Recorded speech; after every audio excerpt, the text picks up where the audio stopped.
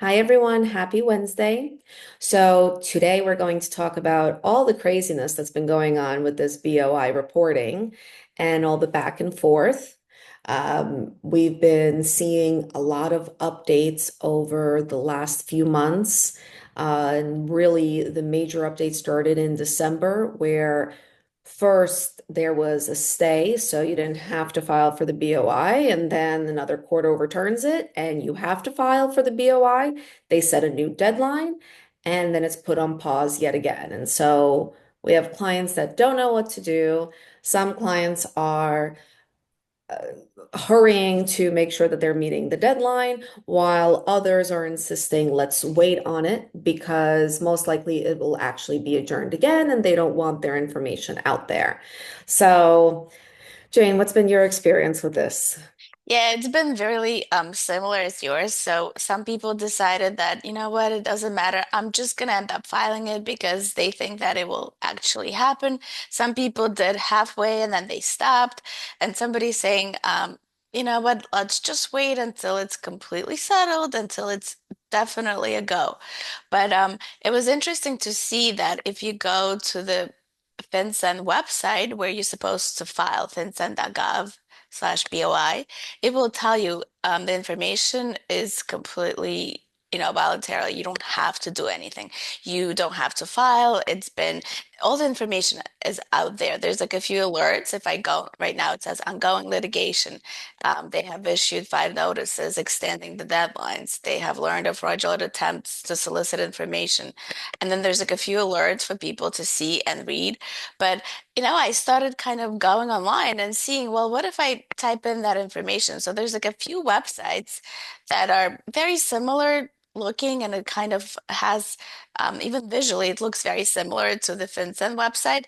And it says like file the BOR, or the other one is bor.org. And if you go there right now, they'll tell you the deadline was January 1st, 2025. And every day that you're late, their notices is like anywhere from 500 to 591 per day. So if you go to these websites and you don't really know, you're gonna end up filing and giving your information elsewhere. And so that brings so many issues. Like, for example, if they fill out that information, where did it go? Who's gonna be then responsible for all this, identity theft and God knows what else it could be. What do you And a think, lot, Irene?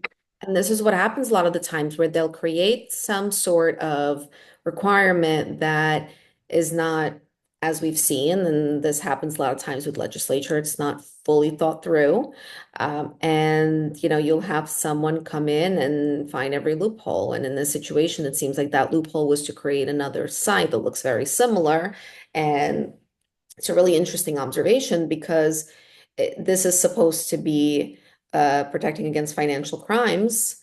The whole purpose of filing for the BOI reporting is, protecting against various financial crimes, whether they're national, international. And here you have a lot of knockoff websites that are, the concern is two things. One, they're charging for this, and rather simple application anyway.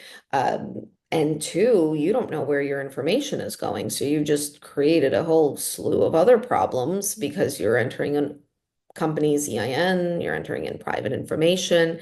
And where is this going? Who owns all of these websites that look so similar? Because again, anybody who's actually trying to legitimately um, file on behalf of someone else, and that's okay if you'd like to assist in filing for the application. There's various services that do that with various types of application. There's nothing wrong with that part of it. Uh, but chances are you're then not trying to mimic your website to look really similar to it so that there's some confusion.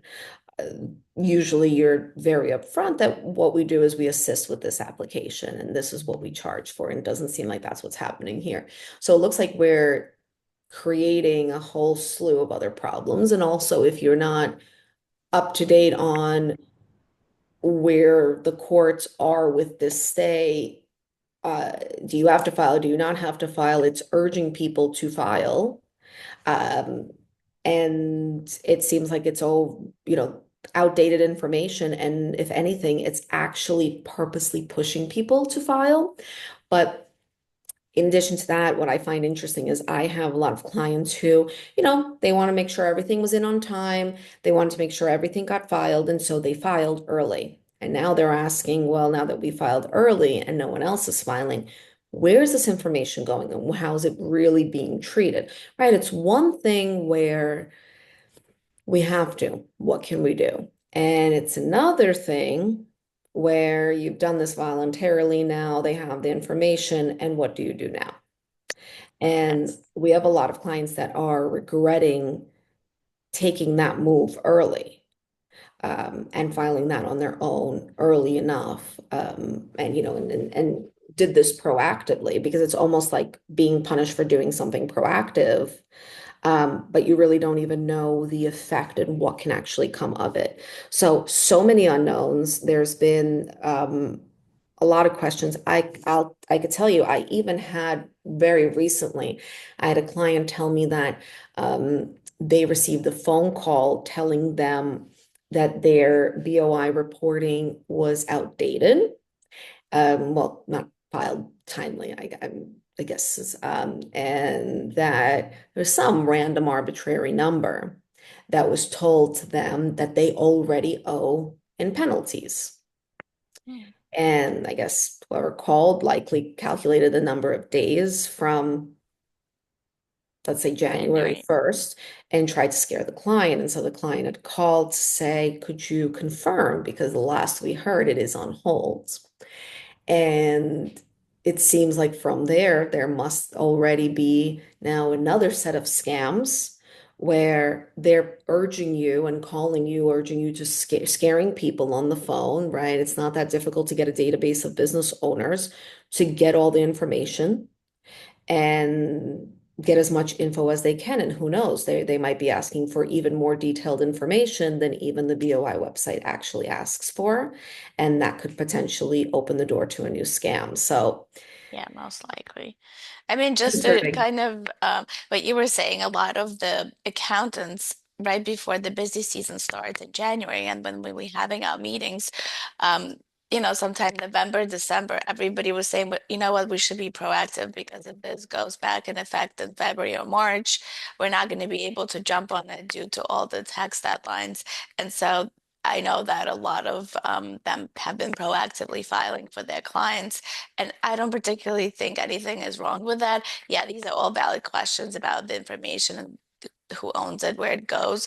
But I think it's essential not to go to any other website rather than the FinCEN website. Don't use any of these other softwares or websites to help you with filing. And just at the moment, if you haven't filed it, I would just stay alert and follow the instructions from, your attorneys, your CPAs, accountants, and really just don't.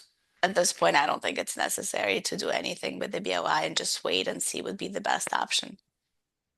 For sure, for sure.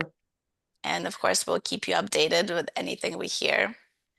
We're definitely interested to see what happens with that. I think a lot of people are. So hopefully, we'll have some more updates soon. Yes. Thank you, everyone. Thank you.